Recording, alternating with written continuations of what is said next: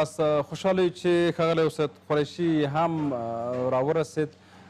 په بحث کې له موږ سره ګډون لري. ښاغلی قریشي ستړی مه شئ، په خیر راغلی. ښاغلی قریشي سلامت. یو څه چې اوس کې ویل کېږي دلته د پاکستان استخباراتو یو څو مخیز رپورټ خپور کړی، هلته یې د داعش په مرسته کې د امریکا لاس لرل ښودلي دي او وایي چې امریکا د سیمې نامنا کول غواړي دلته د چین د کنټرولولو لپاره، او کیدای شي چې سیمه نور هم د سیمې نامنۍ نوره هم پراخه شي او حتی ګاونډیو او خپله پاکستان ته هم اشاره ده. واقعا دغه څه تاسې هم تاییدوئ چې داعش د امریکا تر سیورو لاندې په داسې ځای کې رامنځته شو چې دلته هم د فکري اړخه خلک طرفدار نه دي او هم له فرهنګي اړخه. تاسو په دې کې څه نظر لرئ؟ خو دا چې ناوخته راغلم معذرت تاسو ټولو ځینې غواړم، بالخصوص جناب ارکان هر جنرال صاحب وردګ ځینې او سلامونه تاسو ټولو ته تقدیموم، هغوی چې موږ وینو واوري. ډالۍ کوم. فرض شوه ما دا خبر ولوستې د پاکستان امنیتي سرویس یو موضوع خپره کړې چې په 88 ورقو کې ده، په دې کې همدا خبره ویلې ده چې د امریکا له خوا د افغانستان په سرحد کې چې هغه باید پاکستان او د افغانستان تر اغېز لاندې راوړي، جنګي اغېز لاندې راوړي او بالاخره له افغانستان ځینې سوریه جوړه شي. د هغوی د خبرو هغه غټ ټکي په همدې کې نغښتي دي. چون دلته مې بزرګوار هم ناست دی، زما رشته استخباراتي رشته ده او 9 کال یې په دې کې کار کړی دی، ډېر تالیفات لرم، خبره خود صفتي ته ونه رسېږي. موږ په دې سیمه کې د پاکستان د ISI او د نورو به نومونه نه اخلم، د دې سیمې کې د استخباراتو هغه کلانلاره او هژموني یعنې زوروري او رهبریت موږ ته ښه معلومېږي. موږ د دې نه ډېر زیات رنځ وکړو. داسې فکر وکوه چې دا خبره حقیقت دی، داسې خبره وکړه چې دا حقیقت نه دی بلکې یوه ساختګي خبره ده. دا دواړې فرضیې ته په دې رسنیو کې به ته پام کې ولري. داسې فکر وکړه چې دا خبره وویل شوله تر څو پورې په متحده ایالاتو باندې فشار راوړي او افغانستان یو بلې خوا ته مصروف کړي. د افغانستان د متحده ایالاتو چې په دې کې نامې فرمان نامې ته او موږ ته دوی په کال کې 12.5 میلیارډ ډالر د درې ارګانونو ته ورکوي، د موږ تمویل تجهیز کوي. موږ د دې په مقابل کې ودرېږو. زه د خپل اټکل د په عرض کوم که نه جناب صاحب، فکر کوم چې دا پهلو دا خوا د دې په ذهن کې ده او دا بله خوا یعنې د یوه خوا مې وویله که نه، دا بله خوا یې داسې فکر وکوه چې دا خبره حقیقت دی. په دې معنا باندې چې متحده ایالات په دې سیمه کې د چین په پام کې ولره، روسیه په پام کې ولره، د دواړو ابرقدرتونو د سیمې د دوی په وړاندې چې دوی کوم سیالي او رقابت لري او دوی بل سره زدانک او بکنک لري. البته چین به په دې کې څه هم ونه لري ځکه چین محافظه کار اقتصادي دولت دی، کلانره د هغوی په همدې باندې وډل شوی دی او د روسیې سره خو او د روسیې له دوی سره خدای مراقبتونه دي. په دې کې به یعنې که چیرې افغانستان نارامه شي، شمالي صفا د افغانستان او بالاخره منځنۍ اسیا او منځنۍ اسیا چې د حایل په توګه باندې ده د مسکو په وړاندې دا به نارامه کېږي او دا جنګ باندې هم دلته کې دي لټاړ او وخته ووسېږي، هم به د روسیې لپاره جنګ اخلي. یعنې افغانستان ملت باید له دې څخه ویره ولري چې د افغانستان حالات به له دې څخه بدتریږي او حتی دلته به شیمیایي او کیمیاوي مواد لکه په روسیه کې چې سوریه کې چې استفاده شول داسې یو هغه ته باید دوی له اوس نه آماده وي. خبره زما په دې کې ده، هغه د اوږد د خبرو زما یا هغه معنا د خبرې په دې کې نغښتی دی. دغه دواړې فرضیې مې وړاندې کړلې چې لومړنۍ فرضیه همدا وه چې دا خبره د ISI له خوا ځینې یو کاملا یو جال په توګه باندې دا خبرې وړاندې شولې د 88 صفحو کې سرویس امنیتي ځینې د ISI. د دویمه فرضه داسې وګڼه چې دا خبره ټیک دی. ټیک خو داسې ویلی شو ښاغلی استاد قریشي لکه څنګه چې له کلونو راهیسې 2014 کال راوروسته روسیې د دې څخه پرده پورته کړه چې د شمالي ولایتونه په لوی لاس د امریکا لخوا نامنه کېږي او دلته داعش ته فعالیتونو ته زمینه برابره کړې، حتی ویل کېږي چې بهرنیو ناپېژانده الوتکو دوی راکښته کړي دي او حتی ویل کېږي چې له سوریې څخه دلته انتقال ته زمینه برابره شوې ده. او هلته د بمونو مور یادولی شو په هغه سیمه کې چې حتی هغه د کیلو هغه د سیمې خلکو سره چې مونږ مصاحبې درلودې یو کس وژل شوی دی هلته د بمونو مور یو جعلي بم یو جعلي کار چې هلته په سلهاو یا په کم زیات داعشیانو د وژلو رپورټونه هم د امریکا راخپاره کړل داسې یو جال چې دلته روان وي دا پوښتنه مې د ښاغلي جنرال صاحب څخه هم وکړه باید خپله حکومت اوس افغان حکومت په دې اړه کوم غبرګون وکړي او کوم څه په نظر کې ونیسي داسې به هم په پام کې د تاسو وي صاحب چې له دې څخه تر مخه قریب 15 ورځې همدې شاوخوا کې په متداومه توګه البته ایرانیانو هم داسې خبرو کې ځینې توکي څرګند کړل چې په هغې کې د داعشانو انتقال شمالي صفاتو ته او بالاخره متحده ایالات دې کې پړ وګڼل اوس دوی خپور کړ نو دا خپله باندې ځینې توکي تحلیلي توکي وشاننې و یو چاته چې هغه د همدې رشته واوسېږي هغه ته ورکوي چې په دې ځای کې به اصلي د خبرو هغه تل یا فیصله سره هغه عمق د موضوع به په کوم ځای کې نغښتې اوسي آیا دا به یو سختګي خبره واوسېږي چې د افغانانو لاس د هغوی په ګریوان کې وي او که څنګه او دا دومره فرضیه مې چې ما وړاندې کړله هغه هم یعنې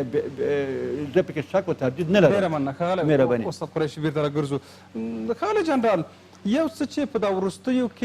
کلونو کې د طالبانو د جګړې د پراختیا یا د هغوی د قوت چې سیګار هم د دوی په قوت باندې رپورټونه درلودل چې حتی یو څه کې ویل چې 80% خاوره د افغانستان د طالبانو لاس کې ده بیا ویل چې 50% بیا 40 خو کم و زیات خپله دلته دفاع وزارت ردوي او ګورو چې ډېرې ولسوالۍ حتی د کابل نږدې ولسوالۍ هم د طالبانو تر ګواښونو او یا مستقیما رهبرۍ لاندې دي دلته د علماو ناستې مونږ وینو هلته د مالیزیا اندونیزیا ناسته ولیده چې هغه څه چې افغان حکومت یا امریکا ورڅخه تمه درلوده چې طالبانو دغه جګړه د نامشروع بلل شي هغه ونسول بیا نن هم دلته په افغانستان کې د علماو ناسته روانه ده واقعا دغه د علماو ناسته ارزښت ورکول به وشي کولی چې د جګړه لږ ودروي در حال چې امریکا بیا دلته د جګړې د پراختیا پلانونه لري دا کومې هلې ځلې چې روانې دي د بشریت د اصولو پر چوکاټ کې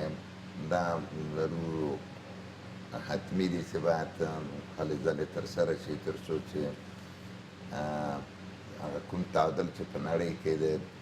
مسؤلیت دپاره دی هغه باید وساتل شي اما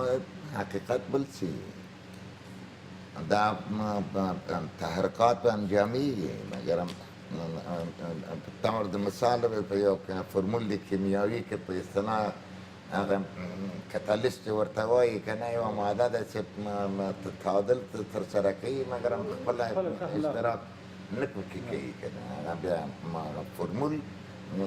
سرانجام پیدا کوي د افغانستان ته د صلح راوړلو دا کوم تحرکات چې ته وینې دا ما درته ویل چې د بشریت د اصولو پر بنسټ باندې بلکل حتمي دي اما فکر نه کوم چې دوی محصر کننده یي ځکه چې افغانستان د صلح مسله پورته له دې مسایلو نه ډېره پورته ده ځکه دلته افغانستان د نړۍ د جګړو د رقابتونو خصوصا د هغه قوتونو چې نن پهلوانان دي او نړۍ کې دوی په اصطلاح نظیر نشته د هغو د رقابتو یا په اصطلاح میدان یې وایي یا چې کوم بل نوم ورکوي هغه ګرځېدلی دی نو په دې اساس دا ناستې به نمایشي حد ولري او تر ډېره به په افغانستان یا به نمایشي بڼه لري یا به په اصطلاح هلې ځلې به کېږي خو هغه توان قدرت به کې شتون نه لري چې افغانستان ته صلح راوړي افغانستان ته دوه لارې د صلح شتون لري یوه لاره یې ملت د افغانستان دی چې د شاخونه راوځي متحد شي او یو متحد حکومت ولري چې یو نظر ولري چې هغه یو قوت جنې جوړېږي هغه کولی شي چې تاثیرناک دی چې د صلح افغانستان ته راوړلی شي دا یوه مسله ده دویمه مسله یې تر څو چې دغه رقیبان منافر سره په مساوي شکل باندې یا یو توافق دی ونه رسېږي لکه په سوریه کې چې سوریه یې هغه د تکه تکه که که نه او میدان روسانو یوړ یا یو میدان یې نیسي زه فکر نه کوم چې افغانستان ته به ډېره اسانه وي چې صلح په ډېره اسانه توګه افغانستان ته راننوځي او تا ته وایي چې السلام علیکم نه زه راغلم د تنه پستې نه پاپا مننه ښاغلی استاد قریشي ته د سولې په برخه کې چې دا وروستۍ ناستې د علماو په مشرۍ ترسره کیږي ولې کله چې مثلا د امریکا په دې ځای یرغل کوو یا راته د افغانانو د هیواد د ودانتیا دپاره خلکو ته وعدې ورکړې وي هغه وخت کې ولې تر ډیره هغه قشر چې افغان ملت پرې ډیر باوري دي علما دي ولې دوی خلکو سره یو ناسه نه درلوده د دوی څخه د فتوا په شکل یا د یو دینی وثیقې په شکل یو څه ناخیستل اوس به جنجالو سره مخ نه وو راشه د یو خبرونه تبصره وکړو بیا به تاسو هغه ته راشئ که سره پیوند لري د تېرې پنجشنبې پر باندې د وزارت داخلي چې جناب حتما د باندې زیات معلومات لري نسبت به ما ته دا ښه خبره نه وه که د فکر وشي بیا دې کې هغه د امنیتي ارګان بالخصوص د هغوی د کشف ادارې چې منظور مې د استخباراتي ادارې ځینې دی چې کشف جلوګیري او قطع هغه اساسي وظایف یو استخباراتي څانګې دي د 12 نورو وظایفو په څنګ کې دا به دوی انجام کړی وي بالاخره وزیر صاحب داخله په دې باره کې هم ډېره سستي وکوله زما په فکر باندې تدابیرو دپاره باید رهبري لکه چې دوی غوندې نور شخصیتونه باید دوی به راغوښتي وي ویلي به چې څه وکړو داسې مه کوئ یو د هغه جملې ځینې دوی وشو کولی چې ځینې قمندانان هم تغییر و تبدیل کړي په شفاهي امر باندې په طور د مثال د پروان قمندان ښاغلی زمان دی ماموزی دی هغه ډېر فعال سړی و یعنې هغه په خپل کور باندې کېنه دا مثالونه ما ځکه وویلې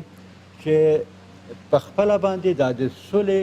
اړیکې د جنګ سره د یوې سکې دوه برخې دوه صفحې شولې نو که چیرې دا سولې په دې باندې اغېز درلودلی د سولې دا پروسه چې د وزارتي چالانه دی که نه دا په اغېز درلودلی نو دې ځای کې به دوی لاس نه وی وهلی نو داسې معلومیږي چې دا هم یو جعلي او یو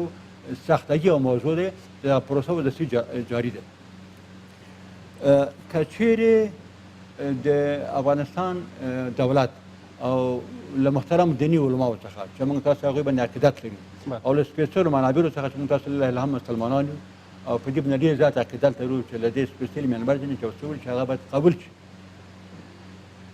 که چیرې دغه موضوع په خپله باندې د خلکو او د خلکو د کوپړیو او د عمق نه راپورته شوی وی دا واټن هم کمېده او مشکل کمېده دا چې د دولت لخوا ځینې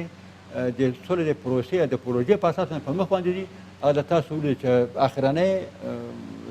فیصله واره ګزارې یرغل یې په پنجشنبې په ورځ باندې او بېل نور باندې نو ځکه مې دا هیله مندي دی د دې مقاماتو ځینې چې راشي نور د پاک خدای په یعنې حضور ته تاسو وګورئ او هلته ورځئ تاسو نه پوښتنه کېږي دې ملت باندې نور یعنې رحم پکار دی رحم ورته وړاندې پکار دی او د سولې دپاره حقیقي قدمونه پورته کوي او یو دویمه خبره زما په دې کې نغښتې دی که چیرې موږ په همدې اوسني حالت باندې چې یو د خپل مابین سره خورو همدا نن سهار هم د رادیو د تلویزیون چې چالان کې فاشیستای ارګې وویلې دا خو لازمه نه دی که نه دا مرته مثال وویلې دا به ډېره ښه خبره واوسېږي ډېره ښایسته خبره به واوسېږي چې د خپل ملت په خپل بازو باندې په سوله راوستلو کې یعنې ښه قدم پورته کړي او د ټولو ځینې لومړی هغه د فقر مرض بېسوادي دپاره به سخته توجه وشي او د اتنیکي جګړو دپاره او هغه څه چې اوس په پراخېدو دي او کچه په لوړېدو ده لکه فقر اقتصاد او بې علمي دپاره چې ماشومان حتی زموږ نشي کولی چې اوس اقتصادي جنایتونو زېږولو لپاره کار دی د جنګونو دپاره چې دا څلور ابعاد چې ما ته مخکې ویلي دي چې د اتنیکي ابعاد دي ژبني و دا نورو په زړه باندې زوروري دی په انتخاباتو کې دا حالات نور باید په سر کې حکومت یا خپله ملت دا روحیه پیدا کړي چې ملت سازي او ورورولۍ او اتحاد ته مخه کړي یعنې دا فکري انارشیزم ځینې نور ته باید دی ځان وباسي بلکې توافق فکري تسهیلات یا تساهل چې ورته ویل کېږي په دې باندې عقب نشیني چې ورته ویل کېږي د شمېره مسایلو ځینې یو بل سره پذیرش یو د بل منل ساده ژبه باندې مې وویلې دا په مابین کې اوسېږي یو څه چې او په ملي وحدت باندې ډېر عقیدت ښاغلی استاد دغه پوښتنه چې په لنډ ټکي راته ځواب راکړي وخت هم کم ده باید خپله حکومت په دې اړه کوم وجه لري چې هغه ترسره کړي کوم مسؤلیتونه لري چې ترسره کړي د ملت سازي دپاره لکه دا و چې د تذکرو مسله راوي شوې اخلي بلې نه اخلي بلې په وړاندې درېږي رښتیا چې ستونزه موږ لرو د کور دننه موږ ستونزه لرو خو ډېره ستونزه په دغه تنظیمي مسایلو باندې چې وزارتي دوی باندې ډېر عقیده لري کار هلته سپارل شوی نه دی په ملي وحدت باندې دوی دېونه ډېر اتکا نه لري له هغه ځای نه راځي خو ته دا د تذکرو مسله چې تاسو مثال وولې که په دې کې په صداقتمندي باندې قدم پورته شي مشکل حلیږي که دې ډیټابیس ته مراجعه وکړي او داسې فرمان ورکړل شي چې داسې کسان زه پېژنم او وامې اورېدل دقیق راته اورېدل مې دقیق نه دي چې دی چې وزارتي دی او له مشروع یا نامشروع نه پیدا کړي دي بلډینګونه تلویزیونونه دا شان لري زوی هم دی انګور هم دی بل هم دی نو دا خو نو یو مصرف غواړي ډېره مننه ښاغلی استاد قریشي ډېره مننه ښاغلی وردګ په لنډه ټکي راته ووایي چې حکومت باید د دې جګړو د مهارولو او د امن د راوستلو لپاره کوم ګامونه باید پورته کړي زه ډېر تاسف سره ووایم چې تاسو د یو هسې مریض نه په تمه کوئ چې هغه خپله ځان ته تشنابه پورې وړی نه شي او ډوډۍ خوړی نه شي او تاسو وایئ چې دی چای وکړي حکومت ته وایي چې حکومت مسؤلیت څه دی حکومت په خپل مسؤلیت باندې پوه نه شي هغه ته حکومت نه ویل کېږي حکومت د پلار حیثیت لري او ملت په اصطلاح د کور د غړي مسؤلیت لري حیثیت لري نو د پلار مسؤلیتونه څه دي او د کور د غړي مسؤلیتونه څه دي په دې اساس د دې حکومت نه تمه مه کوئ ځوانان تکړه شئ ودره خبره ته مې پرېږدئ وخت هم کم دی ښاغلی استاد وخت نه څه کوي زه درته وایم تکړه شئ سم خلک پارلمان ته راولئ چې سم قوي پارلمان جوړ شي او سم قوي ریاست جمهوریت ته یو ښه تکړه رئیس جمهور راولي چې دغه ټول په راټولو چې خپل مسؤلیت بیا ادا کړي ځوانانو خو تر ډېره مسؤلیت ادا کړی خو هغه خبره مه کوه مسؤلیت نه دی ادا کړی کوم لوبې چې روانې ادا یې کوي لوبې چې روانې دي مسؤلیتونه ادا کړي وای نن به اور په ډېره مننه ښاغلی جنرال وردګ او ښاغلی استاد قریشي چې راغلي په بحث کې ګډون وکړ مننه له تاسو څخه د جهان ټلویزیون معزز لیدونکو دا وه د خبرو تل خپرونه خوشحاله سوکاله سترګړي وسلام